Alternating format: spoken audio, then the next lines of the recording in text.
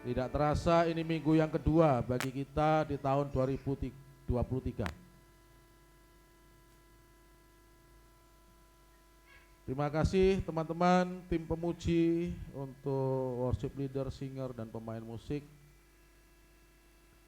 Bapak Ibu, sesuai dengan tema kita di bulan ini adalah tema kita belajar akan memberi ya. Dan mungkin langsung bisa ditampilkan bahwa tema kita untuk pelajaran kita pagi hari ini, minta maaf kok malam, masih teringat malam tahun baru ini karena habis itu bakar-bakar ya. Ini tema tahun kita ya. Ini dulu kemarin tuh saya ini nggak ngerti bahasa Inggris Bapak Ibu.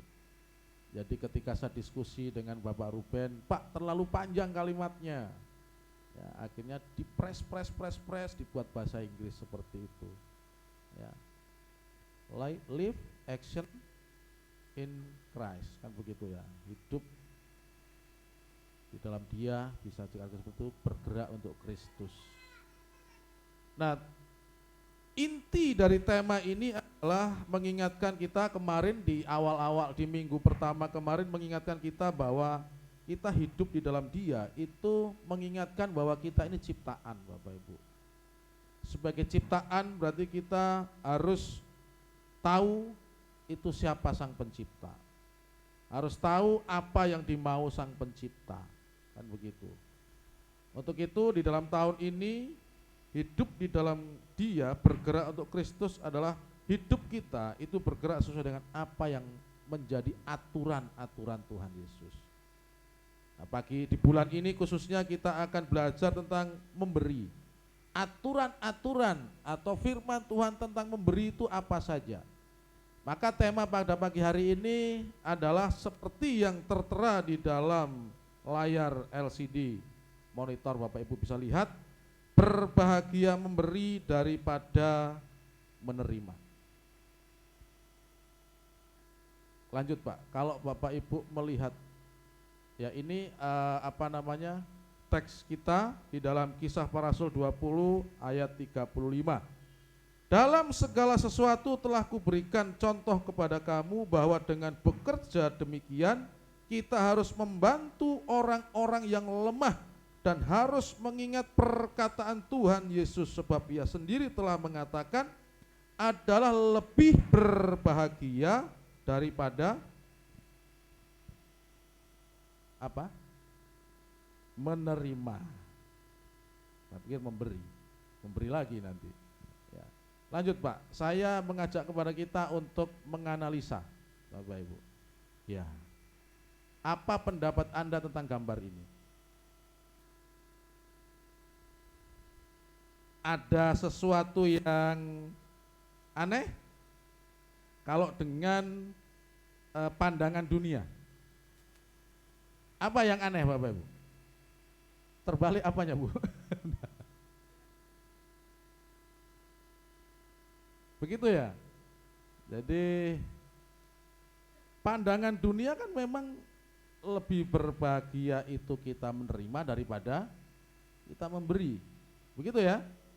Tetapi firman Tuhan tadi katakan berbahagia orang yang memberi daripada yang ini hampir mirip-mirip dengan di Kejadian kejatuhan manusia nih. Semua pohon yang ada di taman ini boleh kamu makan kecuali satu. Tetapi iblis mengatakan bahwa semua pohon di taman ini tidak boleh kamu makan kecuali satu yang boleh. Diputar ini, ya. Dan itu tidak terasa, itu juga masuk dalam logika kita, saudara. Nah, sebenarnya foto yang Bapak Ibu lihat tadi, ya foto yang Bapak Ibu lihat tadi itu sebenarnya kisah aslinya adalah itu seorang pengemis yang bernama Billy, ya. Dia ini seorang pengemis dan ada seorang wanita yang kehilangan cincin berlian. Nah, foto itu sebenarnya pengemis itu mengembalikan cincin itu kepada sang pemilik.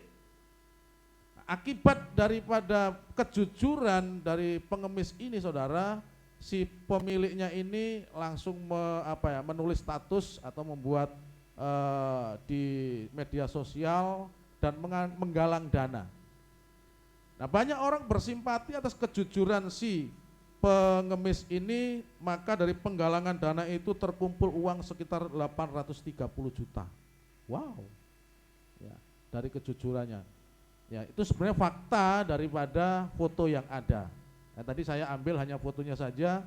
Kalau di dalam konteks memberi dunia itu memang sesuatu yang terbalik begitu ya. Seorang pengemis kok memberi.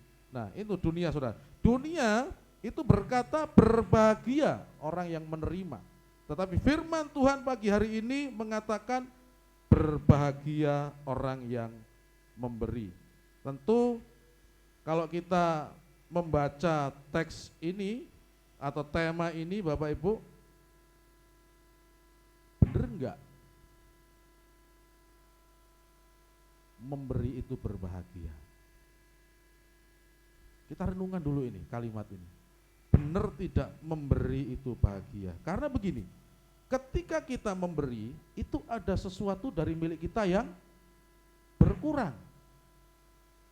Tetapi ketika kita menerima, ada sesuatu yang kita dapat.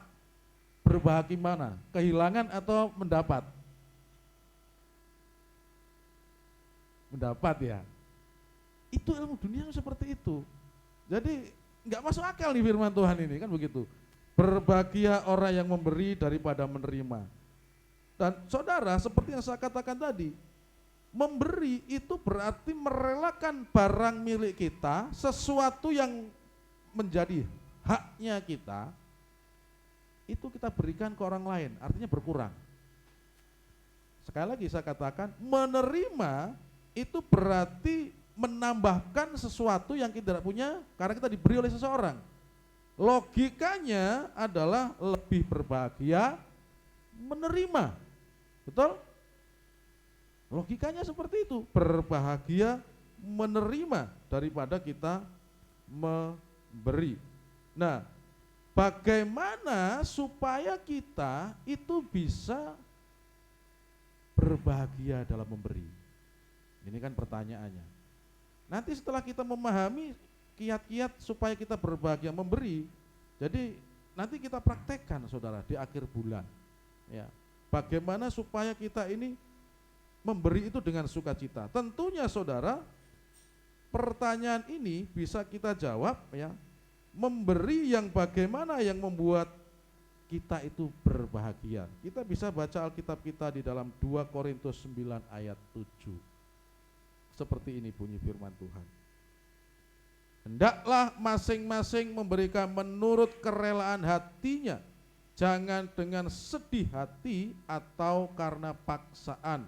Sebab Allah mengasihi orang yang memberi dengan sukacita. Kalau selama ini saudara memberi dengan bersungut-sungut, percuma. Kalau selama ini saudara memberi dengan berat hati, percuma.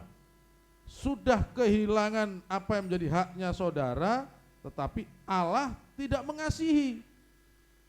Ya. Tentunya bagaimana supaya kita bisa memberi dengan berbahagia, tentunya kita bisa memahami dua konsep ini, saudara. Ya. Konsep yang pertama yaitu ada di situ, Allah itu pemberi dan ciptaan itu penerima. Ya. Pencipta itu memberi dan ciptaan itu menerima. Ini konsep pertama. Sekaya-kayanya orang di seluruh dunia, dia itu menerima sesuatu dari Allah. Setuju nggak setuju? Kayak Elon Musk, pemilik Tesla, itu terkaya sekali di dunia. Dia itu menerima sesuatu dari penciptanya, dianugerahi kekayaan, dianugerahi hikmat sehingga dia bisa mendapatkan kekayaan. Ciptaan itu penerima, apapun itu statusnya. Jadi konsep ini harus ada di dalam diri kita sebelum kita nanti lebih jauh masuk bagaimana supaya memberi itu bahagia. Bahwa pencipta itu pemberi, ya, dan ciptaannya itu adalah penerima. Yang kedua, saudara, yang kedua di situ dikatakan bahwa memberi itu adalah suatu kehormatan, karena memberi itu mencerminkan sifat Allah. Kalau di dalam konsep yang pertama tadi katakan pencipta itu memberi, berarti salah satu sifat daripada Allah itu memberi, kan begitu. Sifat Allah kan banyak, kasih, ya toh, panjang sabar, cemburu, murah hati, ya. Salah satunya juga pemberi. Ini salah satu sifat daripada yang melekat di dalam kehidupan Allah. Berarti konsep yang kedua, saudara, ketika kita memberi itu adalah suatu kehormatan karena kita mencerminkan salah satu sifat Allah, memberi tadi. Ya. Berarti ketika kita memberi kepada seseorang, memberi bukan melulu harta loh ya, perhatian, ya, waktu, itu memberi. Ya. Dan ketika kita bisa lakukan itu dengan sukacita sesuai dengan 2 Korintus tadi, Bapak Ibu, maka di situ kita ini mencerminkan sifat Allah. Tujuan kita menjadi orang percaya itu salah satunya apa sih, Bapak Ibu, selain masuk surga?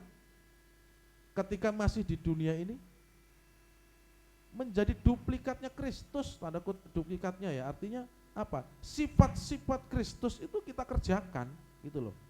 Ini salah satu tujuan kita menjadi orang percaya. Selain daripada tujuan utama adalah nanti di dalam kekekalan bersama dengan Kristus.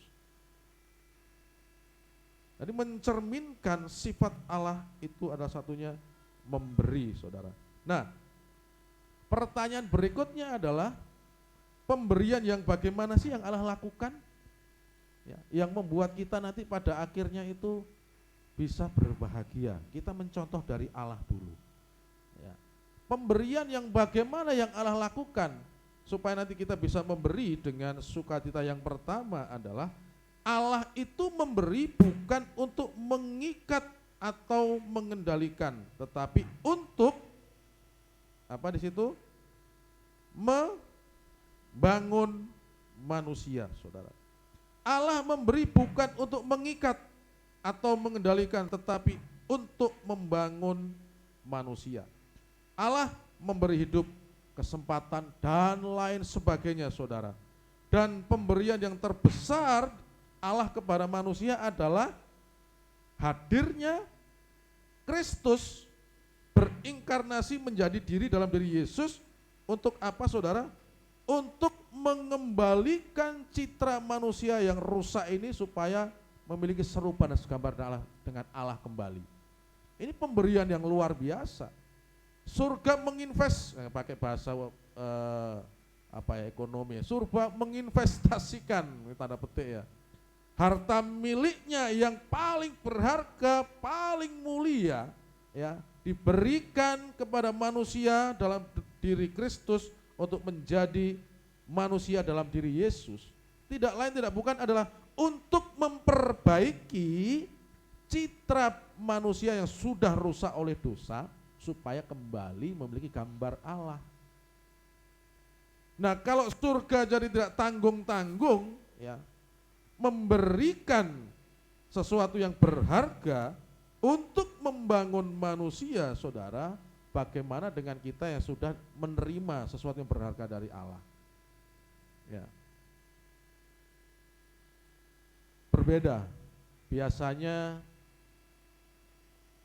manusia ketika memberi sesuatu itu mengharapkan, saudara, mengharapkan bahwa pemberian itu sebagai suatu ikatan.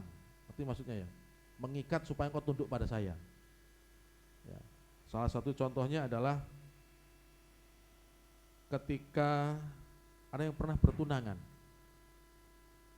Ada yang pernah bertunangan dulu. Kalau saya sih lamaran langsung nikah, nggak pernah bertunangan. Biasanya orang bertunangan itu tujuannya apa? Mengikat ya. Jadi datang bertunangan mengikat supaya masing-masing ini nanti tidak menikah dengan orang lain. Kan begitu. Ya, beda. Pemberian Allah di sini, saudara, adalah pemberian yang bertujuan untuk membangun, bukan untuk mengikat atau mengendalikan. Karena kalau tujuannya ini, Allah akan kecewa. Karena manusia tidak bisa diikat, saudara. Manusia tidak bisa dikendalikan.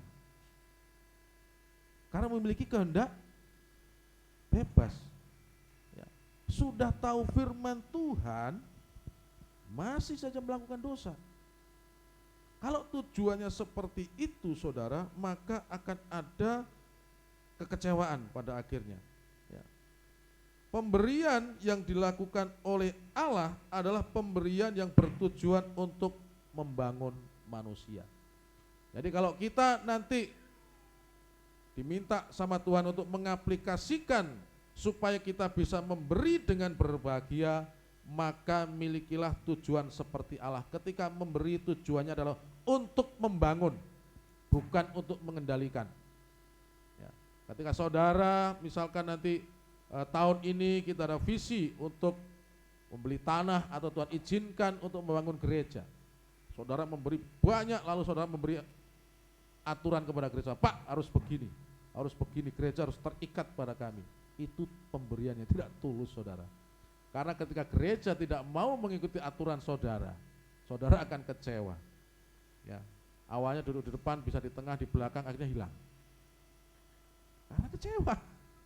Ya, jadi ketika kita memberi, itu tujuannya harus seperti Allah, yaitu membangun, bukan untuk mengendalikan. Yang kedua, tujuan atau Allah memberi pemberian yang bagaimana yang Allah lakukan, yang perlu kita pelajari. Yang kedua adalah Allah ya, memberi bukan untuk mendapatkan sesuatu, tetapi karena kasih semata, saudara. Ya. Allah memberi bukan supaya manusia itu memberi kepadanya imbal balik, tidak. Ya. Allah mengasihi bukan supaya manusia mengasihi Allah. Kalau tujuannya itu, Allah akan kecewa. Karena manusia saudara, tidak semuanya bisa mengasihi Allah. Hanya orang yang mau merendahkan hati, hanya orang yang mau dibentuk yang mau mengasihi Allah. Sedangkan berapa persen orang yang mau seperti itu? Jarang saudara. Ya. Sangat jarang. Ya. Jadi Allah di dalam memberi bukan supaya manusia memberi kepada imbal balik. Ya. Allah mengasihi bukan supaya manusia mengasihinya. Ya. Karena kalau motivasi seperti itu, maka Allah akan kecewa. Ya. Tetapi Allah memberi itu karena kasih semata, artinya apa? Supaya manusia itu merasakan kasih Allah, hatinya tersentuh, lalu merespon. Ya, merespon dengan apa? Dengan kerelaan hati, merespon dengan kerendahan hati untuk berbakti kepada Allah. Nah ini yang dimau, berbakti dengan murni tanpa paksaan. Sama halnya kepada kita memberi kepada anak kita misalkan. Kita memberi sesuatu kepada anak kita saudara. Itu kita tidak ada kok. Orang tua ya, saya sebagai orang tua ya, ketika saya memberi sesuatu kepada anak, saya tidak mengharapkan imbalan kepada anak saya. Ya. Ketika saya menyekolahkan dia, saya tahu itu kewajiban saya sebagai orang tua. Tetapi kelak dia sukses, saya tidak akan menuntut dia untuk berbaik bangsa saya. Karena itu haknya dia mengasihi orang tua, itu kewajibannya dia, bukan saya akan menuntut saudara.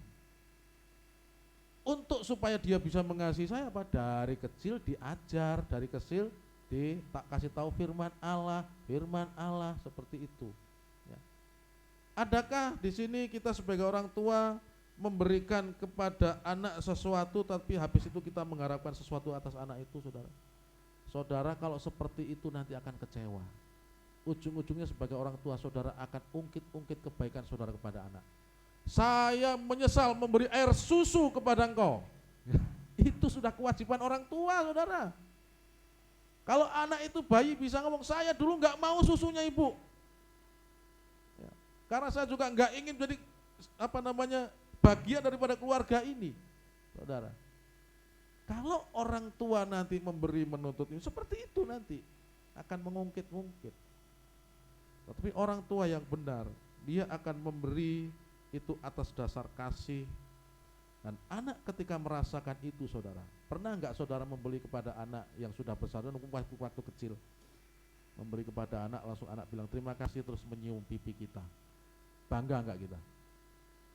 Senang saudara. Tapi kalau sudah besar-besar, sudah kayak Oliver kasih papanya, langsung peluk papanya cium, itu ya geli juga ya.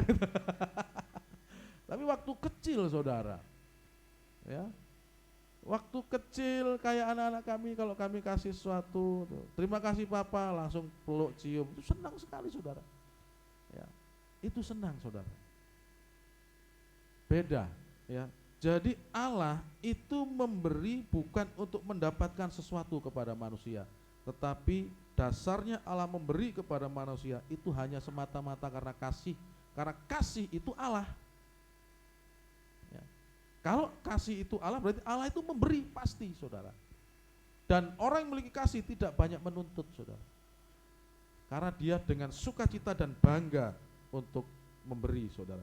Itu yang kedua. Yang ketiga saudara, yang ketiga, pemberian yang bagaimana yang Allah lakukan, ya, yang perlu kita belajar ketiga adalah pemberian Allah adalah pemberian yang relasional atau hubungan. Ya. Ia bukan hanya memberi sesuatu kepada manusia, tetapi ia memberi dirinya sendiri bagi manusia. Ia menjadi manusia dan ia mau repot dengan manusia.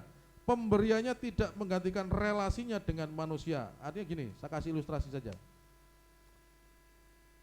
Orang memberi itu macam-macam tipenya. Ada orang yang memberi tapi ingin dikenal, betul? Tapi ada orang yang memberi dia tidak mau disebut.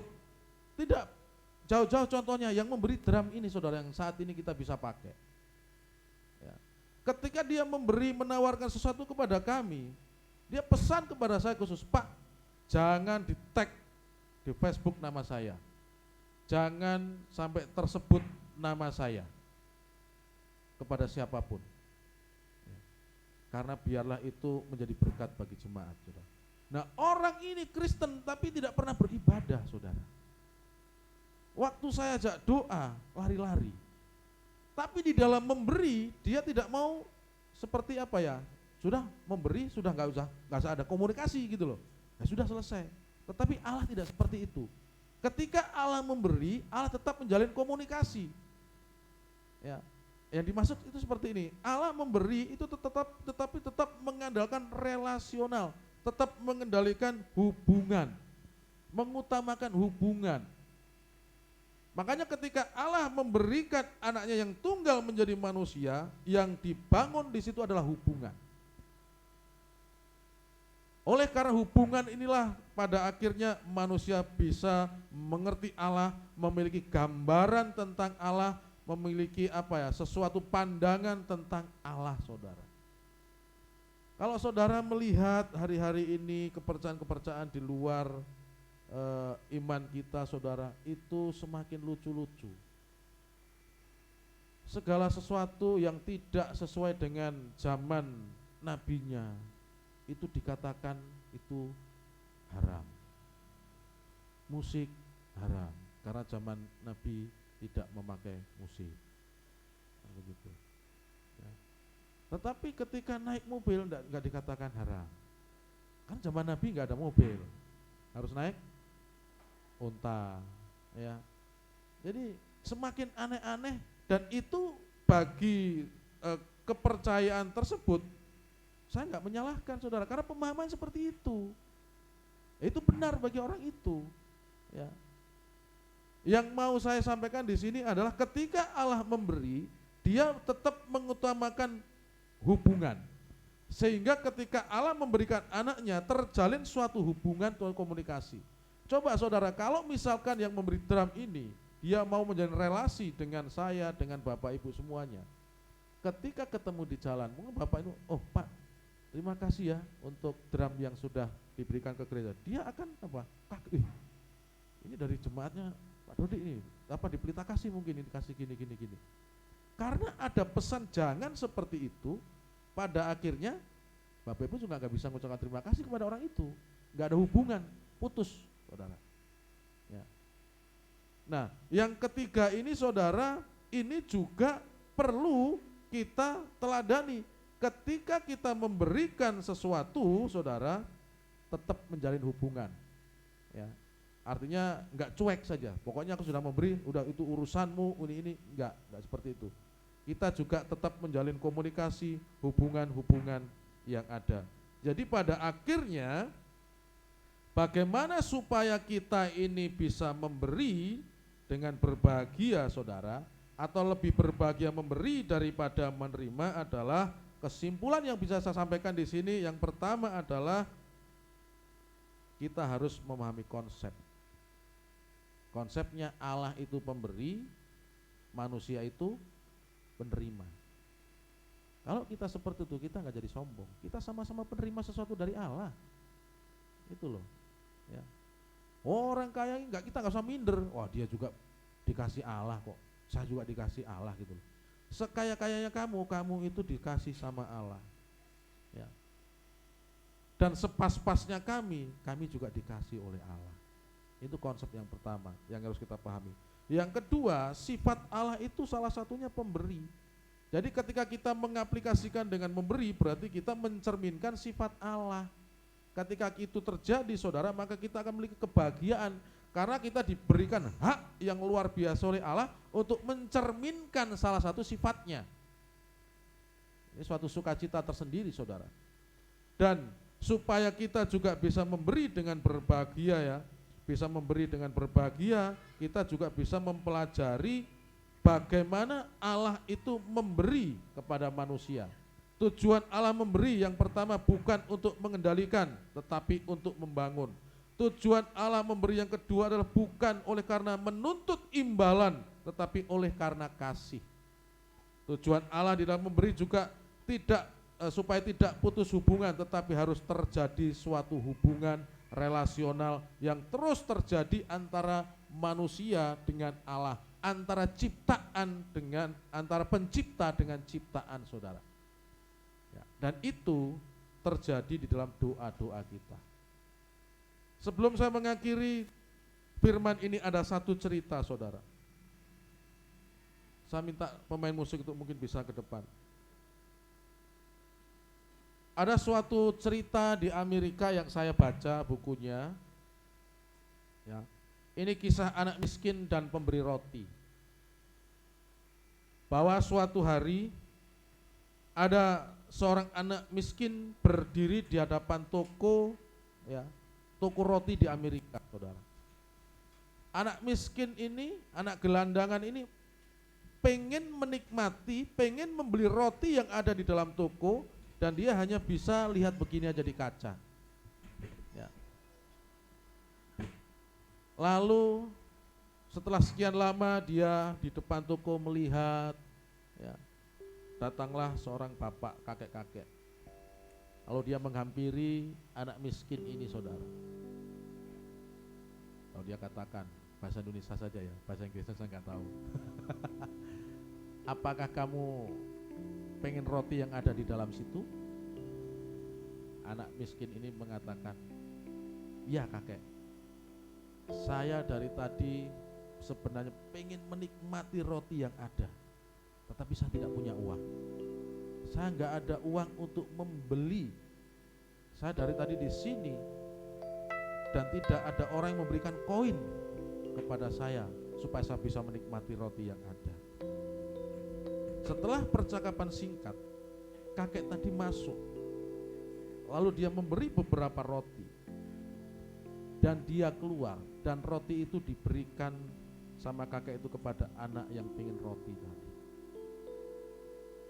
Sambil memberikan, ternyata kakek itu menemani di situ dan mereka makan berdua.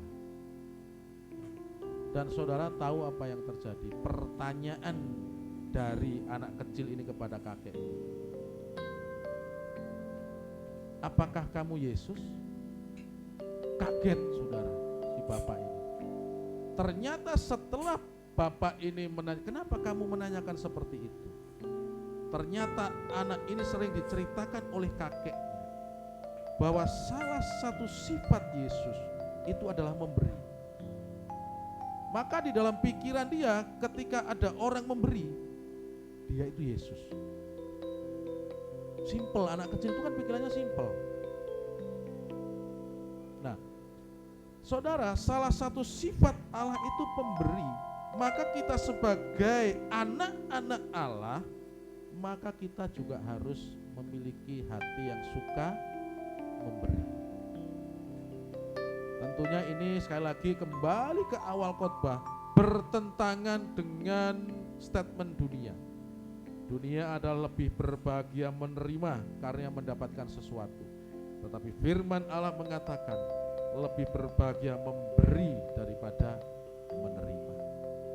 Maka milikilah konsep Alkitab ini dan percayalah bahwa saudara ketika mengamalkan firman ini, maka tahun-tahun ini saudara, yang katanya tahun gelap sama Pak Jokowi kemarin tutup tahun, ya, ketika saudara mengaplikasikan firman Allah ini, saudara hidup dalam terang. Saya ulangi, orang yang hidup dalam terang ada 3 hasilnya: menghasilkan kebaikan, menghasilkan keadilan, menghasilkan kebenaran. Itu firman Tuhan di akhir tahun kemarin saudara. Kita mengaplikasikan itu saudara, saudara akan hidup dalam terang. Saya suka dengan satu pujian yang inti atau judulnya itu Tuhan tahu, ya, bahwa Tuhan memerintahkan kepada kita untuk belajar melihat kepada bunga bakung di ladang yang tidak bekerja, tetapi Tuhan hiasi sedemikian rupa. Kita disuruh belajar melihat burung-burung di udara yang terbang, yang tidak bekerja tetapi Tuhan beri makan. Ini salah satu sifat Allah tentang memberi, ya, menyediakan apa yang diperlu saudara. Maka mari kita nyanyikan pujian ini sama-sama saudara. Kita melihat dari sisi lain pujian ini, bukan ketika kita meminta, bukan kita bersyukur, tapi kita melihat dari sisi lain, dari sifat Allah yang pemberi ini saudara. Kita nyanyikan sama-sama pujian ini.